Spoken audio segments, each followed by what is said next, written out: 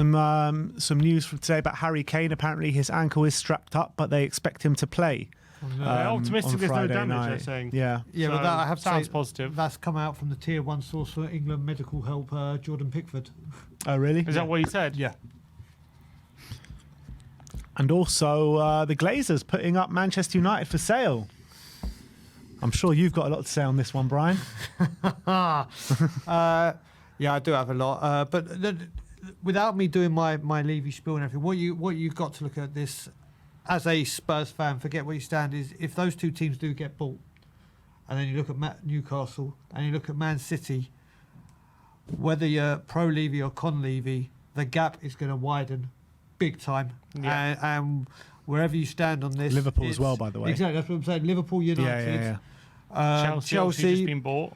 Newcastle, Man City, they will Arsenal just splashing the cash. Yeah, they will just dwarf us, and we will be in the rearview mirror. So whether you're like I said, If we're not already, Levy, then you've got to look at it and say when now has got to be the time, because we will be left behind. So Yeah, I feel like with Liverpool being run by FSG and United obviously being under the Glazers, and Arsenal as well went through all those periods where they didn't spend. Like, we did have an opportunity, didn't we, to really take advantage of that situation, and instead we did what we did, which try and do things in a different way.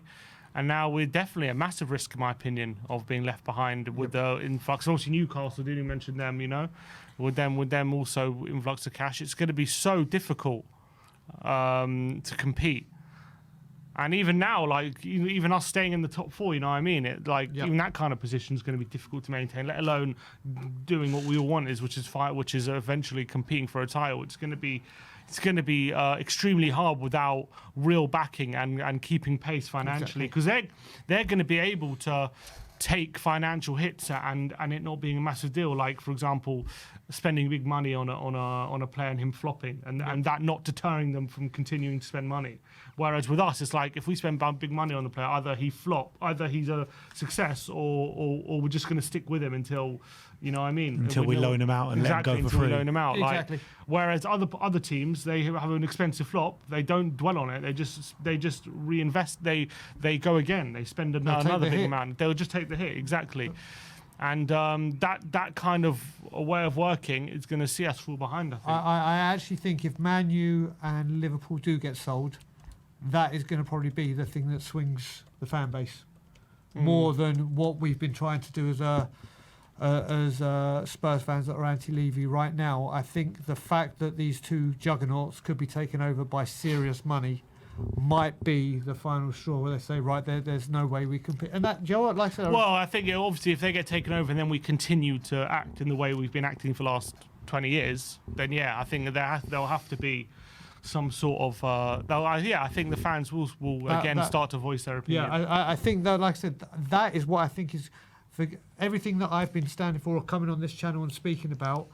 Yes, it's gained some traction or whatever, but I think the fact that those two could be bought out, and like you said, the other teams, I think that could be the biggest swing for people saying, right, enough's enough kind of thing.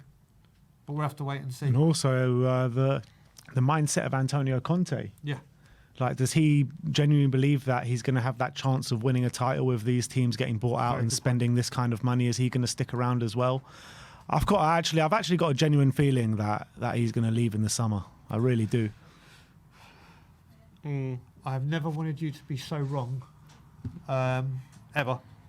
That you put that into the mix as well, and then I don't see where the man can stand or hide. Yeah, I've got this feeling that come pre-season, come pre-season, not May, come what, July? I think Poch might be our manager. Oh, don't. Like I said, I love that man, and he's given me some of the most greatest and fondest memories of my time as a Spurs fan, and I would welcome him back under a brand new owner or anything, but I want him nowhere near this club under Levy again. What's the difference, though, if it's that man or another man? Well, with the other man, he might be able to bring Paul Mitchell back. With the other man, I would believe with a brand new owners. No, I'm that not you talking about brand new owners. I'm talking about different managers. Why not bring Poch back under Levy, or why bring any manager in under Levy then? You know what I mean? for me, if Conte walks, this Tottenham Hotspur job has become as much a poison chalice as the England job. But the thing is, if Conte walks, I guess the Juve jobs will be there, but he's not going to get another job in England anytime soon. I don't think. Guardiola just signed a new that was contract. wonderful news to put more petrol on the fire of this whole thing. Arsenal seems settled. United have a new manager. Maybe Klopp might leave soon, but I don't think Liverpool will be going for someone like Conte. Yeah, you never know what can happen. Things change very quickly in football, don't they? But 22 years is not very quickly. And regardless of if Conte gets another job in English football straight away, does he want to stick around at a team that are falling behind? Yeah. Probably not. Regardless if he walks straight into another job in England. Life would be very boring without Tottenham, wouldn't it?